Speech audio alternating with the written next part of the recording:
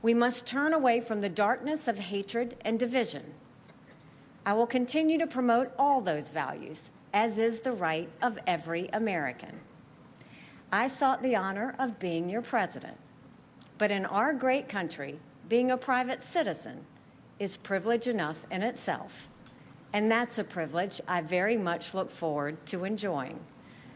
In all likelihood, Donald Trump will be the Republican nominee when our party convention meets in July.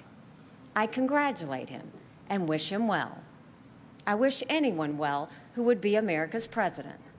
Our country is too precious to let our differences divide us.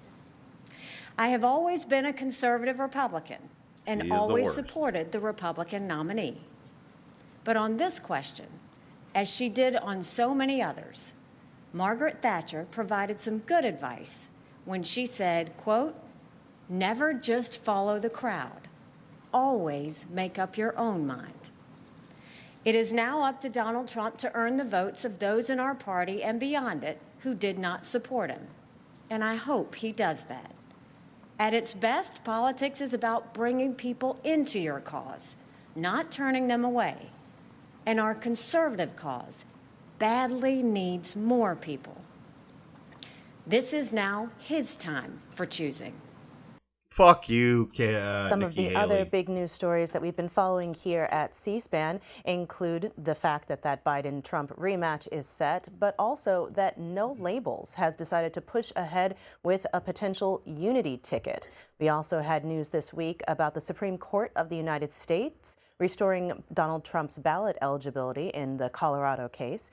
Also, Alabama passing an IVF immunity law, and Sweden joining NATO, as well as U.S. aid to Gaza kicking up into higher gear with those airdrops. The State of the Union, of course, was on Thursday night, and during that speech, President Biden highlighted the American economy. One of the pieces of news we had relating to the economy this week included the latest jobs numbers. Here's a story from the Washington Post. The U.S. job market remains resilient, the 39th consecutive month of gains, but unemployment rises as workers lose leverage. The U.S. economy added 275,000 jobs in February, a sign of continued strength for the jobs market, benefiting workers despite higher interest rate. The unemployment rate rose from 3.7% in January to 3.9%, according to the Labor Department's jobs report released Friday, extending the longest stretch of unemployment below 4% in decades. The report, which beat expectations, marked the 39th straight month of job gains in what economists broadly consider an exceptionally strong recovery from widespread job losses wrought by the coronavirus pandemic. Gaslighting now, calls with try your to top get news Biden story elected. of the week. Oh, the economy's better Ray than you think in Ithaca, it is. New York, on our Republican line. Good morning, Ray. Thank you for taking my call. I think the number one story of the week is the Supreme Court with a 9-0 decision that allows President Trump to be on all the ballots. I think you would have potentially had a lot of anger and confusion out there if any candidate was taken off. So I think that was the number one story. Okay. Thank you very much, Ray. Next up, we have Duke in Stonington, Maryland, on our independent line. In Maine, Stonington, Maine. Good morning, Duke. Yes, good morning, C-SPAN. My top story of the week, as far as I'm concerned, is the State of the Union address. I have never entirely listened to an entire State of the Union address in my life. I have always listened to bits and pieces here and there, or I'd get up the next morning, see what the news had to say. But I tell you, as far as I'm concerned, Joe Biden knocked it out of the park. I was kind of on the fence. I'm a Nikki Haley supporter. I never in a million lifetimes would ever vote for that Donald Trump. That guy makes me sick. I can't stand to even look at him. He makes me mad. He wants to ruin our country, and he wants to be a dictator. But Joe did a good job. I'm throwing my support behind him. Is he perfect? No. Is the Democratic Party perfect? Not by a long shot. But I'll tell you right now that he's the lesser of the two evils, and I will vote for Joe. So I say that the State of the Union address was the top story of the week for me. Thank you. Thank you, Duke. On X, MLB agrees with you in that regard. President Biden's State of the Union address was the most significant story. It's an election game changer. In the New York Times, the headline related to the State of the Union is offering a choice of revenge versus decency. Biden strikes a contrast with Trump. The president made it clear in the State of the Union address that he sees the election as an existential struggle between democracy and extremism. President Biden used his State of the Union address on Thursday to launch a series of fiery attacks against former President Donald Trump, a competitor whom he did not mention by name, but made clear was a dire threat to American democracy and stability in the world. In a televised speech to a joint session of Congress, Mr. Biden brought the energy his allies and aides had hoped he would display to warn of what could happen should Ukraine continue to lose ground to Russia. Invoking an overseas war at the top of his address was an unusual introduction to a speech that was in many ways a political argument for his re-election. President Biden, at his State of the Union address Thursday night, did make that contrast in his vision for the country versus that of the former president. Here's a portion of those remarks. I've been told I was too young. They didn't let me on the Senate elevators for votes sometimes. Not a joke. Yeah, he's hopped up on I've been told I'm too old. Whether young or old, I've always known what endures. I've known our North Star. The very idea of America is that we're all created equal and deserves to be treated equally throughout our lives. We've never fully lived up to that idea, but we've never walked away from it either. And I won't walk away from it now. I'm optimistic. I really am. I'm optimistic, Nancy.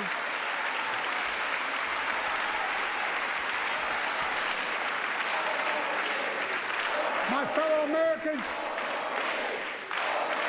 the issue facing our nation isn't how old we are, it's how old are our ideas. Hate, anger, revenge, retribution are the oldest of ideas. But you can't lead America with ancient ideas that only take us back. You lead America, the land of possibilities. You need a vision for the future and what can and should be done. That was President Biden on Thursday night at the State of the Union address.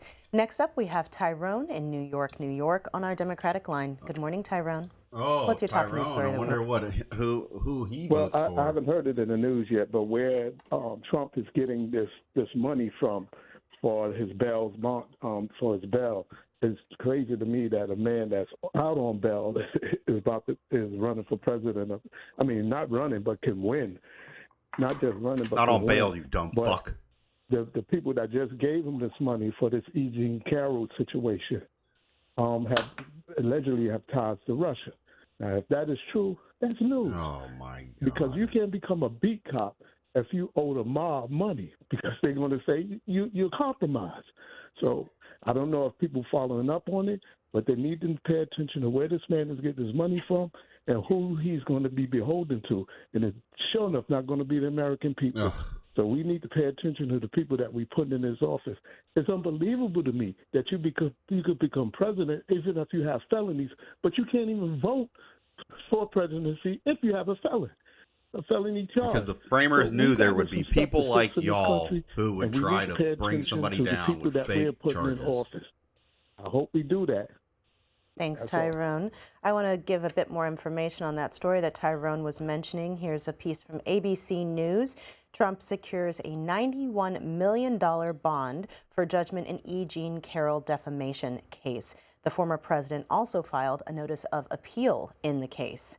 Here it says, former President Donald Trump has secured a $91,630,000 bond for the judgment in his defamation case brought by the writer E. Jean Carroll. The former president obtained an appeals bond from the Virginia-based federal insurance company totaling $91,630,000 to cover the $83 million judgment in the case, plus interest, according to a court filing Friday morning. Trump on Friday also filed a notice of appeal of the judgment to the United States Court of Appeals for the Second Circuit. Either paying the judgment or posting a bond for the judgment's full amount was required for him to move ahead with the appeal. All right, now let's go back to your calls. Mary is in Fort Washington, Maryland, on our Democratic line. What's your top news story, Mary? Good morning, everyone. And like the previous caller said, number 45 is so bad and dangerous, we won't have any problem voting against him. My top story, and will be for the rest of the year, is the unnecessary genocide that's going on in Gaza right now. Because, see, I don't think 30,000 civilians had anything to do with the attack on that day from Hamas. And so this is just absolutely disgusting, and that the United States will not even, they vetoed 3 ceasefire moves. Why? Why are we complicit in this? And then we have the Russia-Ukraine war going on, which has been lost a year ago. So they're going to send money to a country that has no one to fight anymore. They have ongoing corruption in their government status. So I hope that they don't send any money anywhere right now, because that's what's needed to stop this tragedy that's going on right now. I can't bear it. I can't sleep at night. I mean, I watched the video of the mother hugging her child who died of malnutrition. Israel won't even allow medication to come through. They won't even allow maternity kits to come through. I want everybody to imagine themselves in Gaza right now, because that's what's going to be needed. And like I said, that's all Democrats do is imagine. Everybody needs to be free, and that does not make me anti-Semitic. So that's all I have to say, is that this war needs to stop. The killing needs to stop. And America needs to vote blue to make sure that this animal that we have running for office doesn't get in. Thank you. So, Mary, I want to provide a little bit more information. President Biden also brought up aid to Gaza during his State of the Union address. And one of the announcements that he made was that there would be a new temporary aid port set up in Gaza. And so here's a story from the Associated Press about that. Biden orders the U.S. military to set up a temporary aid port for Gaza as famine threatens. As usual. President Joe Biden ordered the U.S. military Thursday to set up a temporary port off the coast of Gaza, joining international partners in trying to carve out a sea route to deliver food and other aid to desperate Palestinian civilians cut off by the Hamas-Israel war and by Israeli restrictions on humanitarian access by land. While reiterating his support for Israel, Biden used the announcement and the bright spotlight of his State of the Union speech to renew months of U.S. calls to Israeli Prime Minister Benjamin Netanyahu to change how he conducts the war, including by allowing in more aid to Gaza and doing more to protect humanitarian workers there. There's also a text message that we received from Tony in Michigan, who has a similar top news story: the horrific conditions that are being caused in Gaza by the U.S. Ridiculous Biden stunt building a pier, totally not an oil rig, off the coast. Genocide Joe's airdrops of aid are almost as deadly as the weapons he gives to Israel. That last bit is referencing news that one of the Jews have a Democrat problem. It's not clear which country that airdrop is from. One of the airdrops killed some people in Gaza, I believe, this morning. Next up is John in Jenison, Michigan, on our independent line. Hello. Good morning, John. Yeah, my top story is that right now the RNC right now is all being controlled by Trumpers. Evidently, they ended up by even getting Lara Trump as the co-chair, and I don't know how all that's going to work out, but yeah, there's my top story. Evidently, that happened over the last few days or the last week or so, and there's it. Thank you so much, John. Next up, we have Susan in Worcester, Massachusetts, on our Republican line. Good morning, Susan. Hi, good morning. I just wanted to say about Charles Barkley, who's being an idiot. He's an idiot anyways, but he says if he sees any black in a Donald Trump T-shirt, he's going to punch him in the face. That's how you liberals are. You got Biden, freedom and democracy, and he's trying to put Trump in jail. He's the one that should be in jail. And Tara Reid, We never heard her story, but thank God for Marjorie Taylor Greene. She's going to be coming up and talking about the assault from Joe Biden. And, you know, those documents are in the Capitol, like she said. So why don't we get them? Let's show the American people what a creep Joe Biden really is. Democracy and all this crap. He don't even believe in it. Okay, thank you, Susan. Let's go to Jim in Hudson, Florida on our Republican line. Good morning, Jim. Thanks for taking my call. I would like to congratulate the president on his speech on the State of the Union. He touched on all the things that the American public are concerned about: immigration, fentanyl, energy problems, inflation. All those things he talks about he's going to fix. Well, he should fix them because they were all broken on his watch. Thanks for taking my call. Amen. Thank you, Jim. Now we have Sam in Hillsdale, Michigan on our Democratic line. Good morning, Sam. Hi there. The big story is global climate change, and everybody's afraid to think about it. My story of the week, though, was the State of the Union address. I think he did a wonderful job, and I've voted straight Democrat my whole life and intend to keep doing that. On a side note, though, I wonder if anybody there could tell me who the gray-haired woman was that seemed to almost be leading the president into the House chamber. She was always right up near the camera, and Joe was beyond her. And she kept coming toward the camera, and I don't know who she is, and I was just curious if anyone knew. Thank you. Bye. Don't know the answer to that off the top of my head, Sam. Alvin is in Cumberland, Virginia on our Republican line. Good morning, Alvin. What's your top news story? Good morning to you. I watched the Biden the other night do his speech. He touched on a couple good things there, the credit card and just a couple of different things. But, you know, as far as the war and stuff and the fentanyl and everything came in this country, or illegals coming in across the border, you know, he's the one that allowed this to happen, and he's getting on there and trying to say that it's all Republicans' fault, which it's not. It's all been broke on his watch. And the little girl that got killed, you know, he didn't know what to say when the lady told him that, you know, that she got killed on his time. He let them in, and he's still letting them in. He's talking about the Republicans blocked his bill about fixing the border. All right, he's saying all this stuff now that it's time for another re-election. Why wasn't this done in the beginning? Why now? I mean, you know, it just different things, and he's too old to be running. I mean, you know, he's got to be coached every little word he says. He's not doing it on his own, and of course, he's going to say what everybody wants to hear. But I'm going to vote Donald Trump all the way. You know, the economy was good. Yep. The gas prices were down. You know, the minimum wage. They got in there and raised it up, and every time they raise minimum wage or something like that, it triples your groceries in the store, it triples your gas prices. I mean, how can he sit here and say that the economy is going good, and there's people here in our country that is hungry and starving and homeless? I mean, an average working person like me, you can't go out here and afford a $400,000 home or a $100,000 vehicle. I mean, what about my grandkids on down the road? I mean, so what Alvin, are they I actually want to bring in some comments from former President Trump speaking to his supporters after his very strong showing on Super Tuesday earlier this week.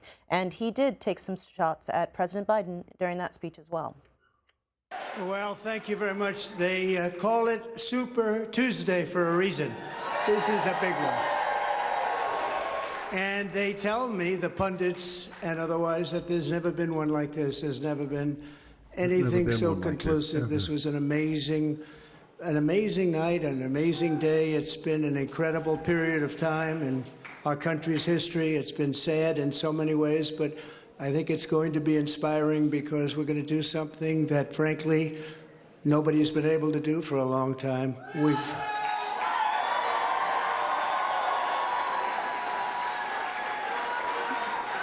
We've watched our country take a great beating over the last 3 years, and nobody thought a thing like this would be possible. We wouldn't have Russia attacking Ukraine. We wouldn't have Israel being attacked. Iran, as you know, was broke.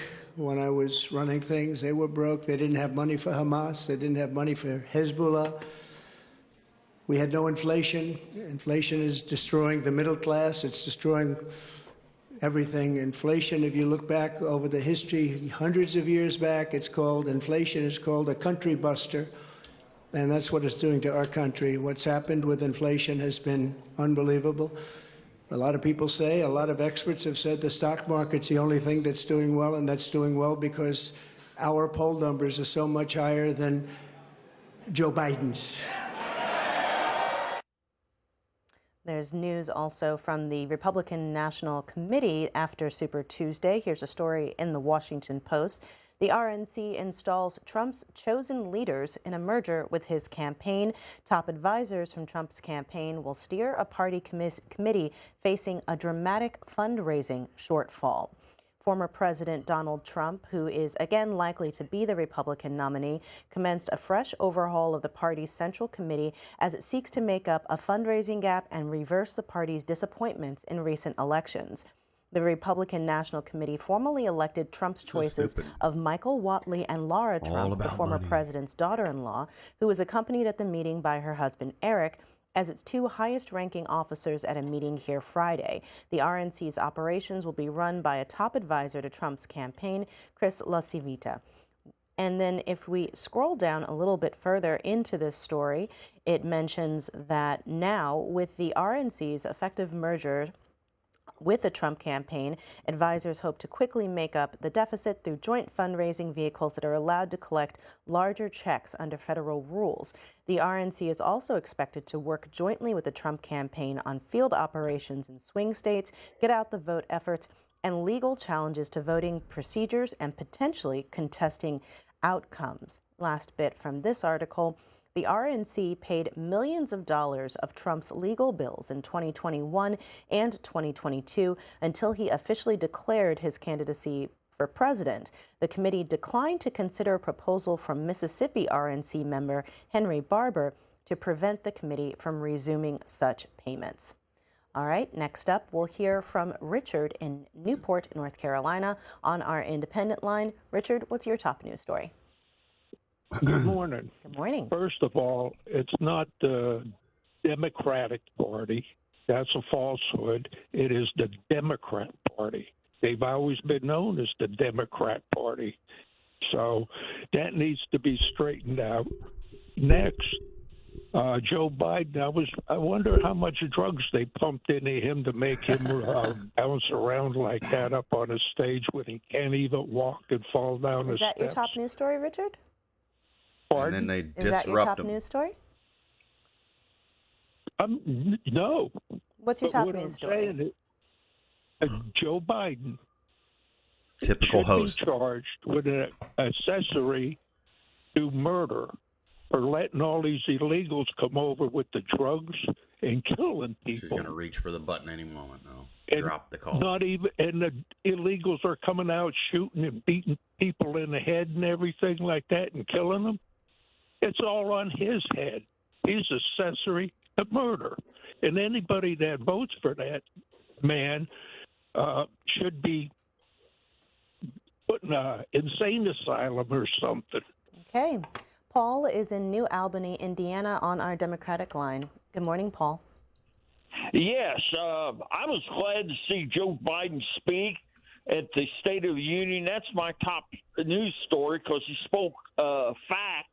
And some of these people who complain about the illegal aliens coming into this country, unless these people are Native Americans, they have no room to talk because they came here and took and bought stolen land from Native Americans.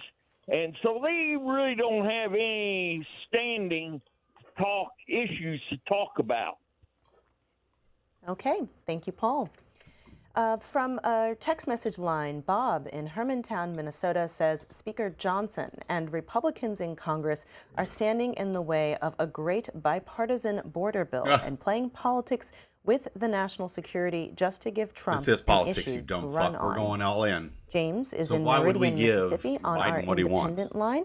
James, Nope. go ahead with your top news story.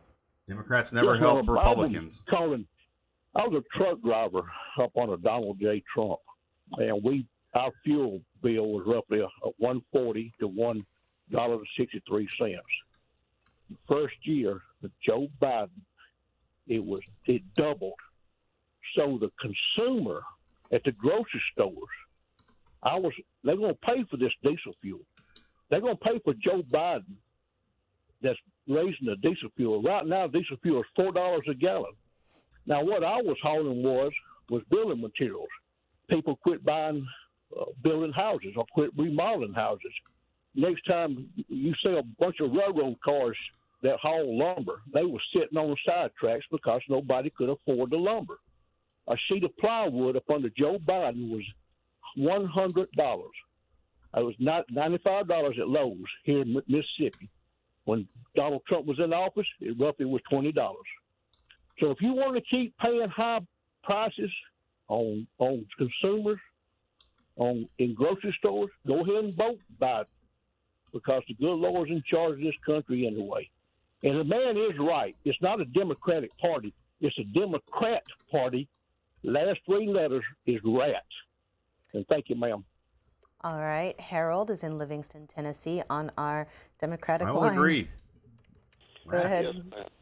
She just now got Can that. you hear me? Yes, we can hear you. Of course, they'll say, he Thank called you us for taking vermin. the call. Well, there's a Oh! lot coming in this morning, but one of my big issues, I guess, or the big thing is the thing in Alabama with the stuff they're doing and what they're doing to women. Women right now are just, they're just really behind the eight ball. And I want to say to all these people that's going to vote for Donald Trump, you do realize you're voting for a person that's convicted of sexual assault or rape, or you want to call it. And would you be voting for them for him? He's not convicted. That was his your wife or your daughter that he'd done that way. They need to stop and think about that. And first, the border bill.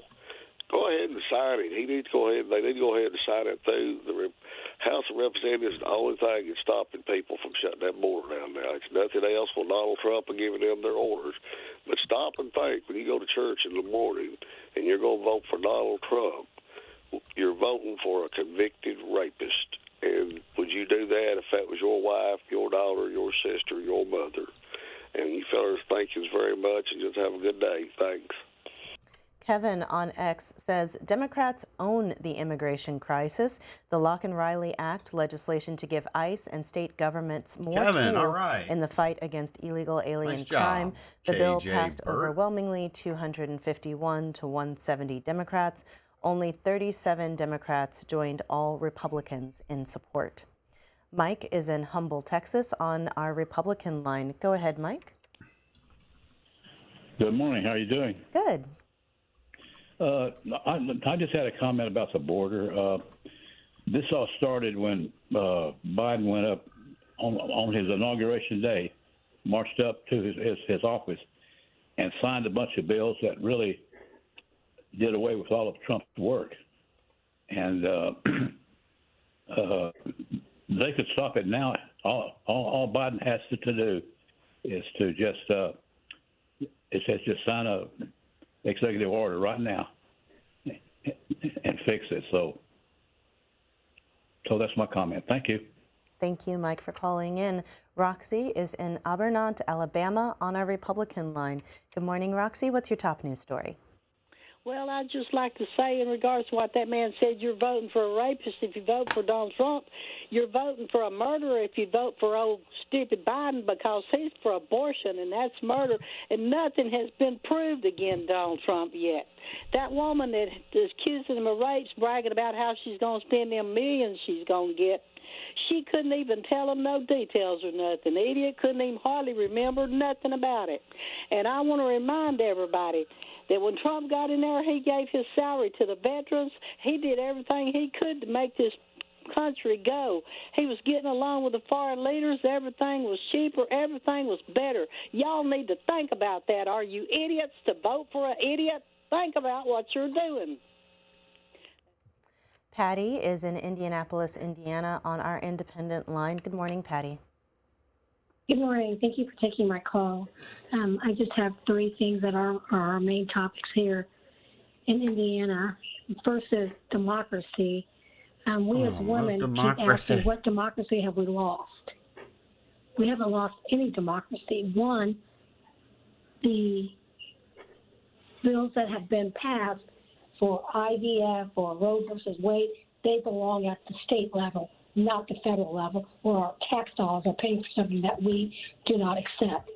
Two, on the media is the main cause of saying democracy is being lost. We haven't lost any. When Donald Trump was in office, we didn't lose any democracy. All our rights were right there. What democracy did we lose when Donald Trump was president? Stop saying that. That's a media frenzy to eat on. And my third thing is, when you talk about democracy being lost, that was done on Biden. Don't forget, we were forced to take vaccines, or you lost your job, or you lost your military ability. The other thing is democracy was lost with Joe Biden was parents weren't allowed to express what they wanted their children to learn in the schools. So if we're going to talk about loss of democracy, we need to talk about Biden versus Trump. There was none loss with Trump. We've lost it with Biden. Okay. Patty mentioned the debate going on over IVF, and Speaker Johnson was asked about Alabama's move to protect IVF services in that state during an interview on Thursday morning with CBS Morning. All the media does is clip from that they exchange. pick something that they think they can use as a cudgel some legislation to protect Democrats. IVF. I know you said you support IVF. But there's this question of embryos. In the process, they are destroyed, disposed of. If you believe life begins at conception, fertilization, and I know you do. What do you think see some that as Republicans said? It's never about what the it's Democrats something that we've got to grapple with. destroyed You know, it's a brave this new country. world. IVF's only been invented, I think, in the early 70s. But there's an estimated 8 million Americans who have been born because of that great technology. So we support the sanctity of life, of course, and we support IVF and the full access to it. We know lots of families, friends of ours, who have beautiful families because of that. Alabama, I think, has a good example of that because they've gone to legislate now to try to protect that and to make sure that there's ethical handling of those things. In some states, like in Louisiana, there's a limit on the number of embryos that can be created because they're sensitive to that issue. But it's something that every state has to wrestle with, and I think Alabama's done a good job of hitting it head on early on. But they haven't resolved this key question, though. I mean, if life begins at fertilization, an embryo is fertilization, people, practitioners, hospitals, until you clear them from the disposal process, if you are saying that's a child, and in fact, if you dispose of that child, it's a death, they're uncomfortable with that. Can you clarify that point directly? I think policymakers have to determine how to handle that. We need to look at the ethics surrounding that issue, but it's an important one, and it's some of these issues and some of these questions are unprecedented, and so it takes a lot of thoughtful debate and careful consideration. But we do believe in the sanctity of life, and if you do believe that life begins at conception, it's a really important question to wrestle with. It's not one Congress has dealt with, and it won't be. I think it's a state's issue, and states will have to be handling that. Okay, next we'll go to Eddie in Millbury, Massachusetts on our Republican line. Good morning, Eddie. Good morning. I'm glad to talk to you. I was a little disappointed that the president kept the Congress, the Supreme Court, and millions of viewers waiting 20 minutes. So I lasted about 5 minutes when he was so harsh. And he kept talking about the rich don't pay their fair share. And I'm ready to listen to that. This Social Security could be raised from $150,000 to at least $400,000. Yes, corporations, leaders do get stock options. They could be taxed, but that won't do it. You have to get something like a carbon tax. With a carbon tax, you could to get a carbon solar tax. panels Jesus built Christ. here. I think it's such a waste that we send all our scrap metals and plastics and paper cardboards all the way to Asia and then have it all sent back again as solar panels. We could subsidize our own manufacturing here. Thank you. Thank you, Eddie. Next up, Penny is in Camden, Wyoming, in Delaware, on our line for Democrats. Good morning, Penny. Good morning. First of all, I'd like to congratulate the president for coming out strong. He usually takes a lot of abuse, and he did a great job. Oh, now they're going to call it elder abuse. Secondly, I'd like to point out that everyone seems to be a bit short-sighted. While they were believing that the main event was, of course, the speech that he gave, the address, at the same time, Trump and his supporters are already planning to deny if he should lose the election coming up. So I think everybody's looking as far as the election and no further. They've already said that they will rise up, take back the Capitol, go after the Pentagon. If he were to lose, they've already said, their main philosophy is it's too big to rig. And I believe that they would try to place him in power by force, and that once he gets in there, there will be no removing him once he is able to undo all of our institutions. My God, and listen to our checks this and balances. person. I believe that is a threat that's coming up, and we should all be looking past the election for the future of this country and our democracy. Related to that election campaign, today, Republican presidential candidate and former President Donald Trump is going to be speaking to voters at a Get Out the Vote rally in Rome, Georgia. Our live coverage will begin at 5 p.m. Eastern on C-SPAN, C-SPAN Now, our free mobile video app, and online at cspan.org. President Biden will also be in Georgia for a campaign event in Atlanta. That's going to be at 6 p.m. Eastern live at cspan.org and at C-SPAN Now. And if you miss either of those events live, you can see them again later on in our schedule. Ronald is in Oyster Bay, New York, on our independent line. Good morning, Ronald. Good morning. I must say that it's very disturbing for me to hear so many people being so terribly unfair to President Trump without any recognition or appreciation of anything decent or good that he has done. For example, we had peace in the world during his administration. Isn't that better than what we have now with wars going on? And President Trump did not take money for being president like his predecessors, including Franklin Roosevelt and John F. Kennedy, took their salaries, but Trump has not. Trump gave unprecedented amounts of money to black colleges and universities, but has gotten no credit for that. And we didn't have the high inflation that's really hurting so many people during his administration. Also, it's terribly ironic that Democrats are worried about Trump being a threat to democracy, when on the other hand, Democrats have wanted not to have Trump on the ballot. Isn't that a tremendous threat to democracy? It's terribly ironic and unfair. Finally, recently I watched the film 2,000 Mules about the 2020 election. And I urge all Americans to watch this film because it shows how the election was rigged and it was dishonest. And what about holding Biden and his followers responsible for election interference and a fraudulent election? At the very least, Biden should apologize for this. Another development in the campaign is that No Labels, a group that has been talking about potentially fielding a candidate, has voted to move forward with a bipartisan presidential ticket. Here's a story from ABC News. No Labels' Nancy Jacobson said finding the right candidate is the last piece.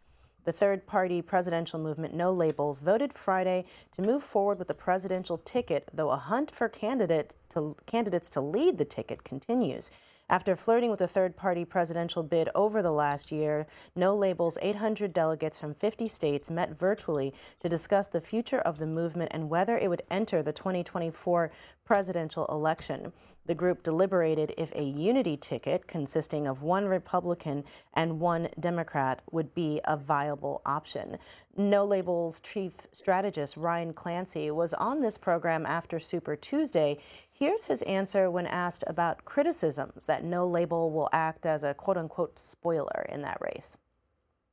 Well, the thing is, you got to look at past elections, and certainly over the course of the last, decades, independents typically don't get much traction.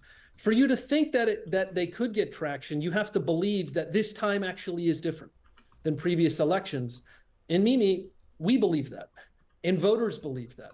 We have never, and you can go down the list of metrics, but we have never been in a situation where both parties are this unpopular, where the presumptive nominees are this unpopular, where people are this pessimistic about the future of the country. I mean, when we started first thinking there was an inkling of an opening for this was 2 years ago.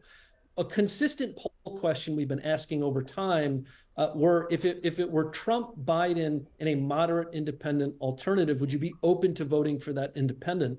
And the first time we asked No that Labels. in a poll It's so of 25,000 stupid. Go ahead, voters, run a No Labels, and let's 59% get of Trump voters elected. said they'd be open to voting for that ticket. Now, why is that so important? Here's why. It's not because we think an independent, if it ran, would ever get 59% of the vote, but it's because in a multi-candidate race, they don't have to get anywhere close to that. Because remember, electoral college is winner take all. So if you're in a multi-candidate race, you're getting 34, 35% of the vote in a state. You get 100% of the votes that come with it, electoral votes.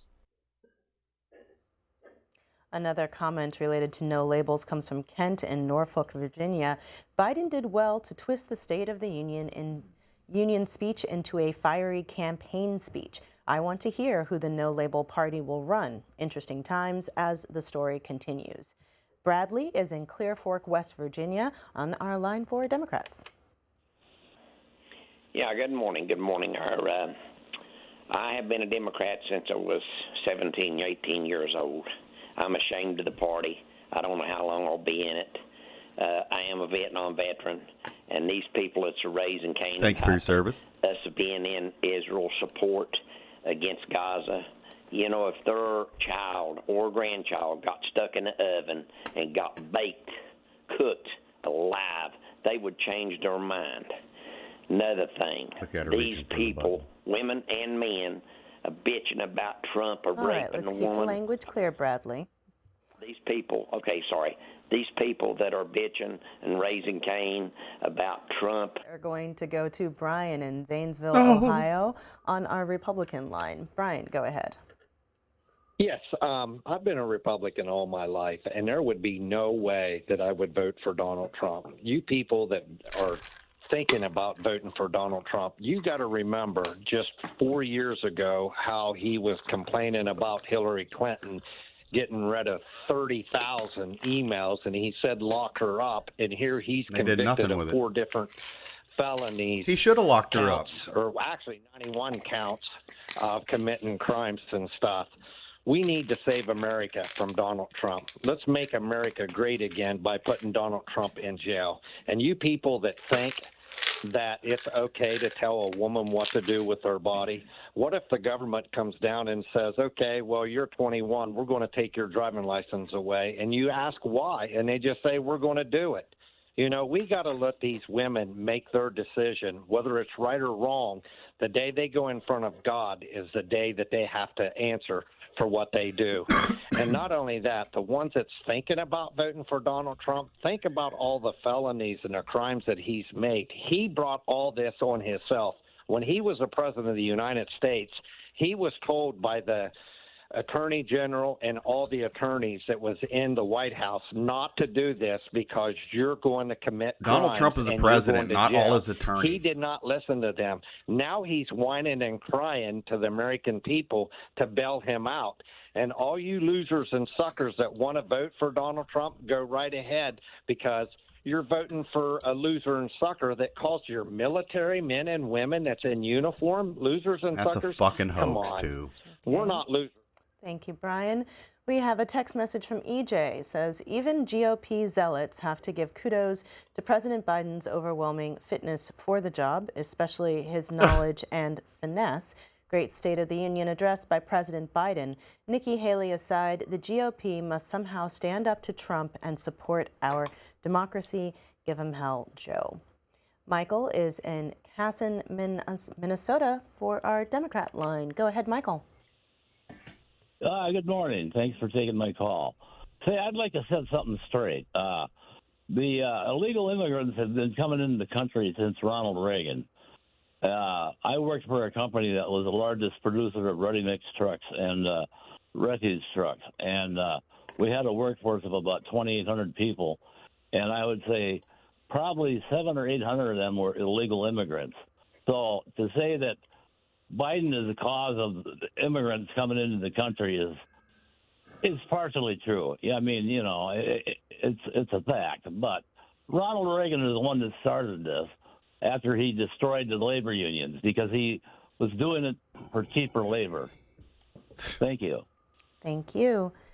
James is in Lakeland, Florida, on our line for Republicans. Good morning, James. Yeah, good morning, ma'am. Thank you so much for taking my call. I got a couple comments. First of all, when Donald Trump was in office, on his watch, we had no military soldier killed.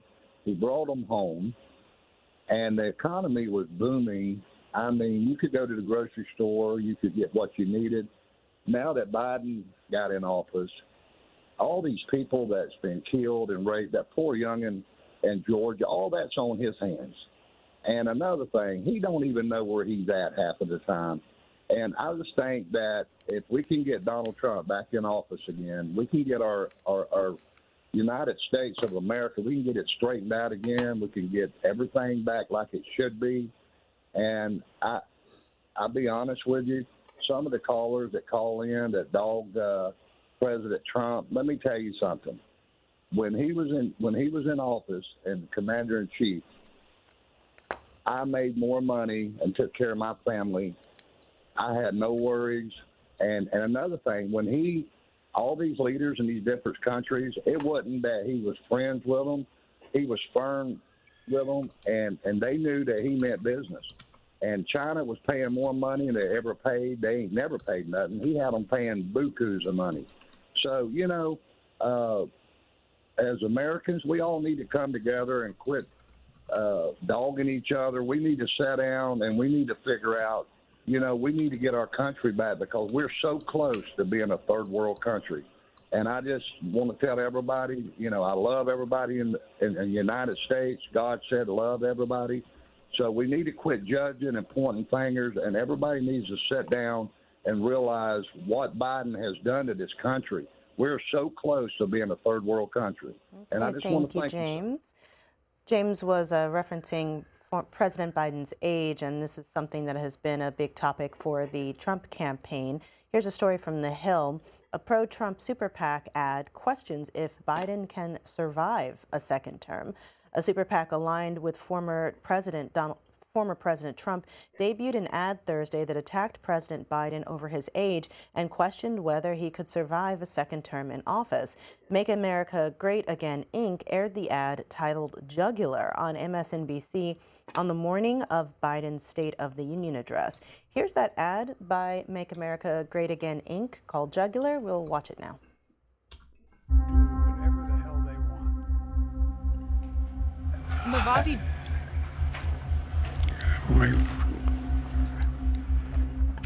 I guess I should clear my mind here a little bit. We can all see Joe Biden's weakness. If Biden wins, can he even survive till 2029? The real question is, can we? Make America Great Again, Inc. is responsible for the content of this advertising. And a comment from text message. Terry says, are these the best choices we have?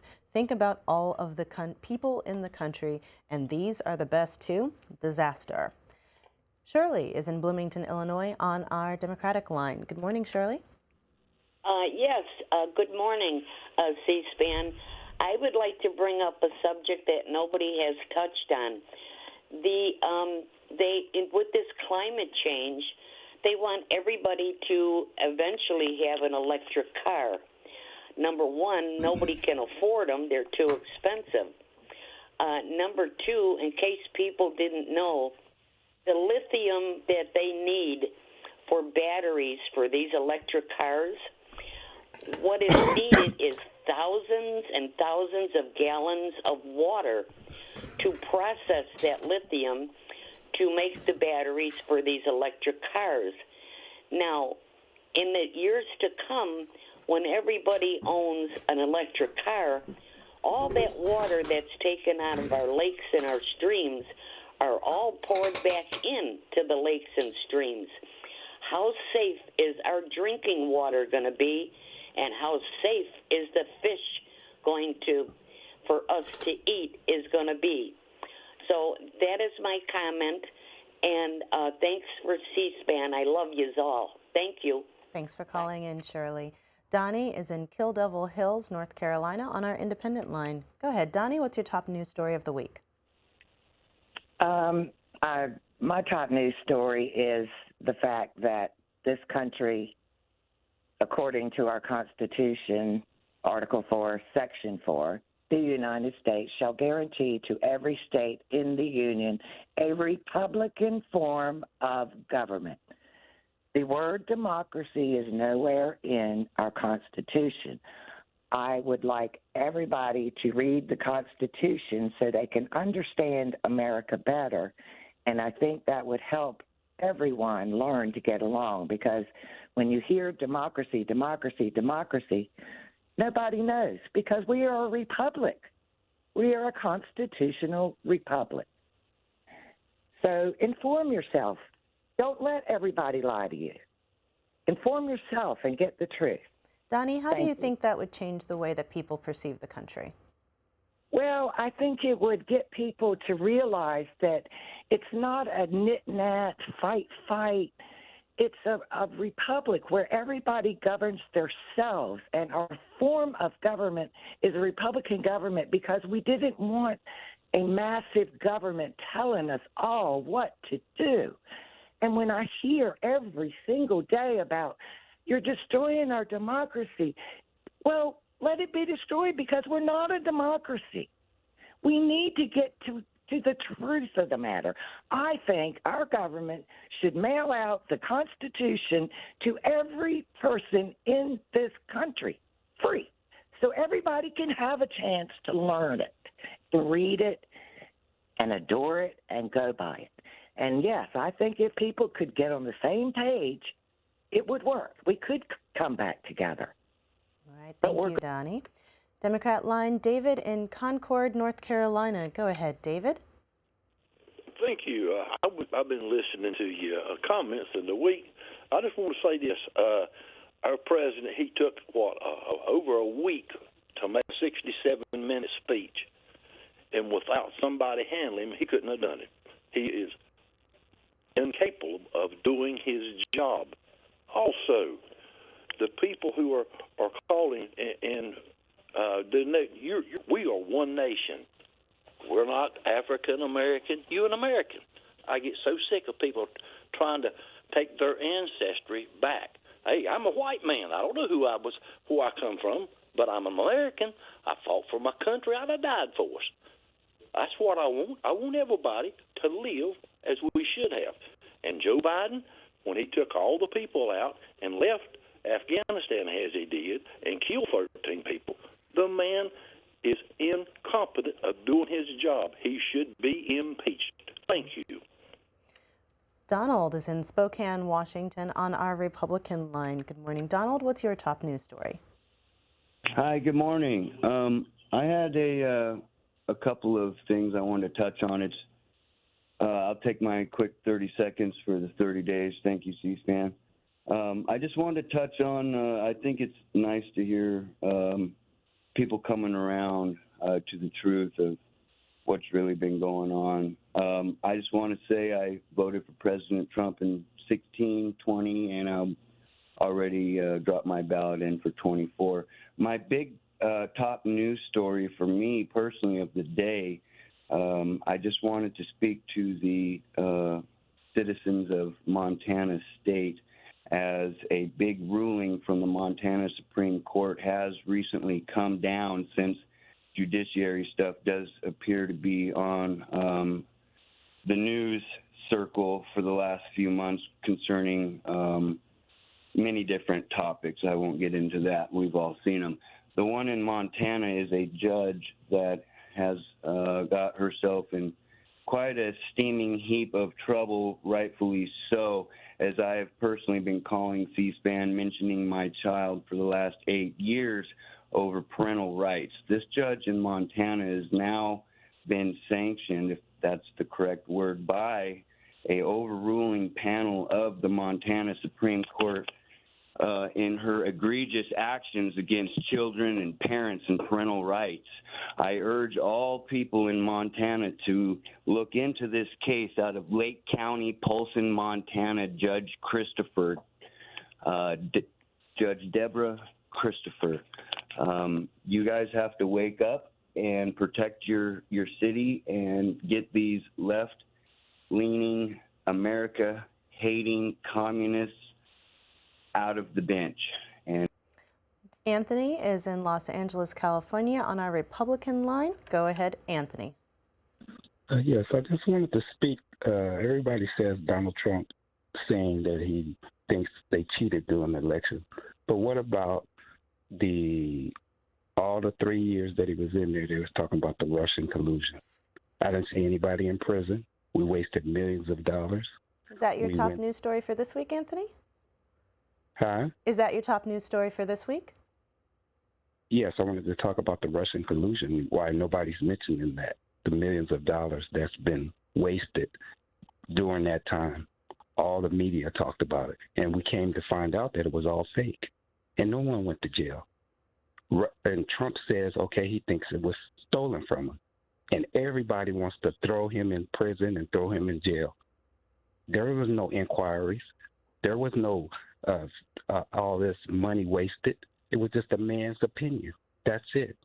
So I think it's very wrong of people to judge Trump because he thinks the election. I think the election was stolen because there's mail-in ballots. If you have mail-in ballots, people will cheat, especially the Democrat Party. We already know how they are. That is the party of slavery, and that is why the border will remain open as long as those people are in charge. Okay, that's all the time we have for your calls right now. But next on Washington Journal, we'll have Greg Garcia, a cybersecurity executive director for the Healthcare Sector Coordinating Council. He'll join us to discuss recent cyber hacks on the healthcare industry and efforts to combat them. All right, and later, that was open iCivic's forum. CEO